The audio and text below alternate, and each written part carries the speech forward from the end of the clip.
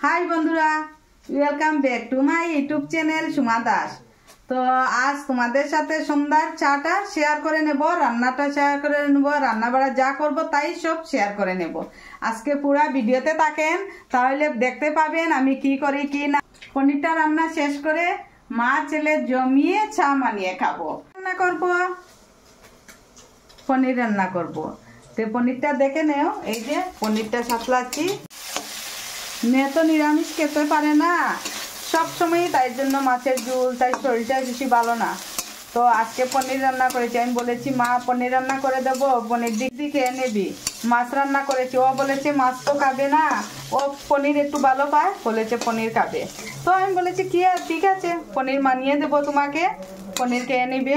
আমরা মাছ খাবো, ডাল রান্না করছি, ডাল খাবো, ভাজা খাবো, ও তো পনির খাবে না। তো বন্ধুরা দেখে নাও আমি পনিরটা রান্না করি। আলুটা সাতলাচ্ছি, তারপরে হলুদ দিয়েছি, মরিচ গুঁড়া দিয়েছি, জিরা দিয়েছি, লবণ দিয়েছি।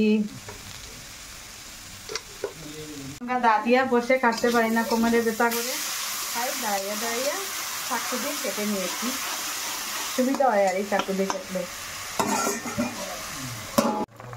আমার পনির তরকারি রান্না কমপ্লিট হয়েছে প্রায়। তো এখন গ্যাসটা একটু কমিয়ে রাখিয়ে, এই যে আমার পনির তরকারি রান্না কমপ্লিট হয়েছে। এবার আমি রান্না বাড়া শেষ করে চা নিয়ে বসেছি চা খেতে। তো আমি বলতে কি, ছেলে আর আমি একসাথে মা ছেলে চা খাবো, আর বিস্কুট নিয়েছি, চা নিয়েছি, এটা আমরা মা ছেলে খাবো চাটা। আর ভিডিওটা যদি ভালো লাগে তাকে তবে লাইক শেয়ার কমেন্ট করে দেবেন। আর আমি চাটা খাই আর আপনারা ভিডিওটা দেখেন। টাটা।